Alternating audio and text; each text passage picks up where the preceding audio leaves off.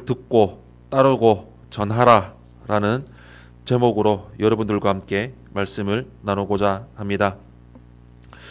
선지자 예레미야는 요시야 13년 BC 626년에 선지자로서 사역하기 시작했는데 요시야는 대대적인 종교개혁 BC 621년을 단행한 선한 왕이었으나 애국과의 전쟁 중에 무깃도에서 BC 609년에 전사했습니다. 그의 죽음 이후에 유다는 애굽의 식민지나 다름이 없었고 그의 뒤를 이은 여호야김 왕은 하나님이 아니라 애굽의 바로를 의지했습니다. 하나님은 애굽을 향한 여호야김의 헛된 기대를 무너뜨리기 시작하셨습니다. 먼저 첫 번째로 1절에서 10절의 말씀을 보시면 무의미하게 금식하는 자의 모습을 볼 수가 있습니다. 오늘의 본문의 말씀 1절에서 10절까지 말씀 우리 한 목소리로 합독하겠습니다. 시작.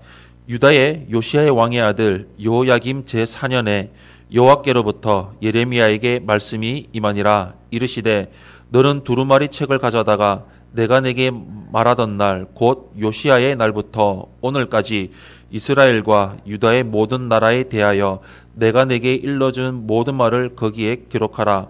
유다 가문이 내가 그들에게 내리려 한 모든 재난을 듣고 각기 악한 길에서 돌이키리니 그리하면 내가 그 악과 죄를 용서하리라 하시니라. 이에 예레미야가 네리야의 아들 바룩을 부르매 바룩이 예레미야가 불러주는 대로 여호와께서 그에게 이르신 모든 말씀을 두루마리 책에 기록하니라.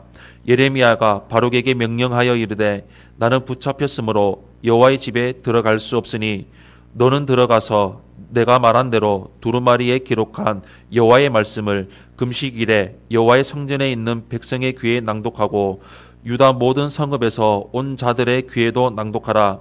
그들이 여호와 앞에 기도를 드리며 각기 악한 길을 떠나리라.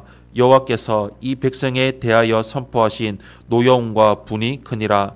네리야의 아들 바룩이 선지자 예레미야가 자기에게 명령한 대로 하여 여호와의 성전에서 책에 있는 여호와의 모든 말씀을 낭독하니라.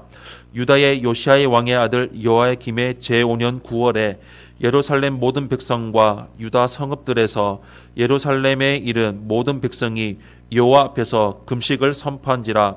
바룩이 여호와의 성전 윗들 곧 여호와의 성전에 있는 세문어기 곁에 있는 사반의 아들 서기관 그마랴의 방에서 그 책에 기록된 예레미야의 말을 모든 백성에게 낭독하니라. 아멘. 여호야김 4년은 예레미야에서 매우 중요한 의미를 갖습니다. 그 해에 바벨론의 왕이 된 느부갓네살은 갈그미스 전투에서 애굽을 크게 이겼고 바벨론은 중동 지역의 패권을 완전히 장악했습니다. 그러자 애굽만 믿고 있던 여호야김 왕과 그 신하들은 하나님의 성전에 나와서 금식합니다. 이는 진실한 회개라기보다는 종교 행위를 통해서 국난을 타개해 보려는 발버둥에 불과합니다. 하나님은 예레미야에게 지금까지 전한 모든 말씀을 기록해서 그들에게 다시 들려주라고 명하십니다. 하나님이 요구하시는 것은 금식과 같은 종교 행위가 아니라 말씀에 순종하는 삶이기 때문입니다. 그러나 예레미야는 여호야김에 의해 감금되어 있어서 성전에 갈 수가 없었습니다. 이는 여호야김이 하나님의 말씀에 순종할 의사가 전혀 없었음을 드러내고 있습니다. 결국 예레미야는 바룩에게 모든 말씀을 받아 적게 하고 그 말씀을 성전에서 낭독하게 합니다. 여호야김은 금식할 것이 아니라 하나님 말씀에 순종해야 했습니다. 하나님의 말씀과 뜻에 순종하려는 자세는 전혀 없으면서 종교 행위만 열심히 하는 것은 바른 신앙이 아닙니다. 순종이 제사보다 낫고 듣는 것이 순양의 기름보다 낫습니다. 하나님의 말씀과 뜻에 순종하려는 마음가짐이 우리의 예배와 기도를 온전하게 합니다. 두 번째로 11절에서 19절의 말씀을 보시면 듣지 않더라도 전해야 합니다. 11절에서 19절 말씀 우리 한 목소리로 합독하겠습니다.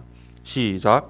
사반의 손자여 그마랴의 아들인 미가야가 그 책에 기록된 여호와의 말씀을 다듣고 왕궁에 내려가서 서기관의 방에 들어가니 모든 고관 곧 서기관 엘리사마와 스마야의 아들 들라야와 악보의 아들 엘라단과 사반의 아들 그마랴와 하나냐의 아들 시드기야와 모든 고관이 거기에 앉아 있는지라. 미가야가 바룩이 백성의 귀에 책을 낭독할 때에 들은 모든 말을 그들에게 전하매 이에 모든 고관이 구시의 증손 셀레미야의 손자의 느다냐의 아들 여우디를 바룩에게 보내 이르되 너는 백성의 귀에 낭독한 두루마리를 손에 가지고 오라. 네리야의 아들 바룩이 두루마리를 손에 가지고 그들에게로 오니 그들이 바룩에게 이르되 앉아서 이를 우리 귀에 낭독하라. 바룩이 그들의 귀에 낭독하매 그들이 그 모든 말씀을 듣고 놀라 서로 보며 바룩에게 이르되 우리가 이 모든 말을 왕에게 아뢰리라. 그들이 또 바룩에게 물어 이르되 너는 그가 불러주는 이 모든 말을 어떻게 기록하였느냐 청하노니 우리에게 알리라.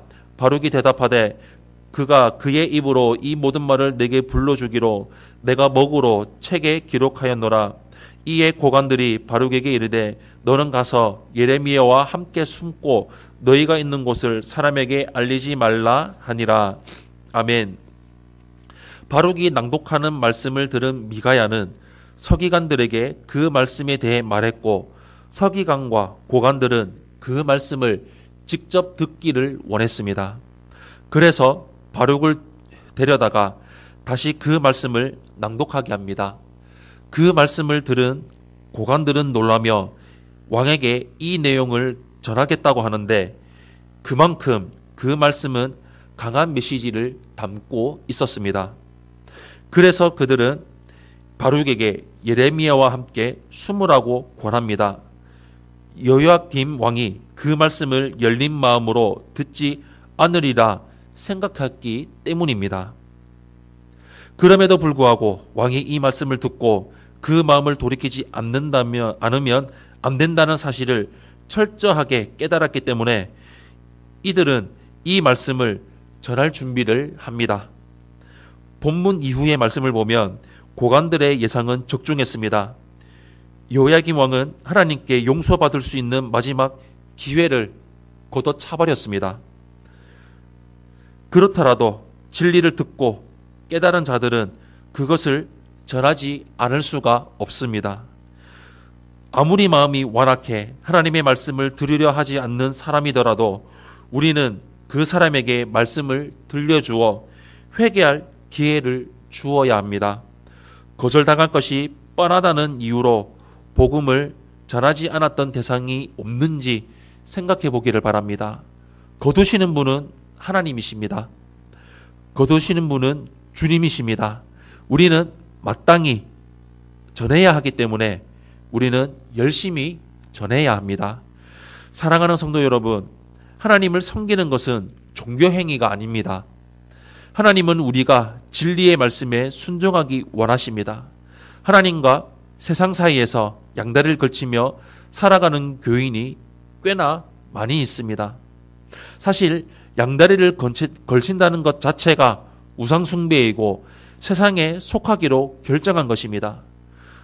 우리는 오직 진리의 말씀을 따르고 전하는 자들이 되어야 합니다. 신앙생활은 종교행위가 아니라 말씀에 순종하는 삶입니다. 하나님께 순종하기를 기뻐하는 진정한 신앙생활을 누리는 삶을 온전히 이루며 나아가시기를 예수님 이름으로 축원합니다.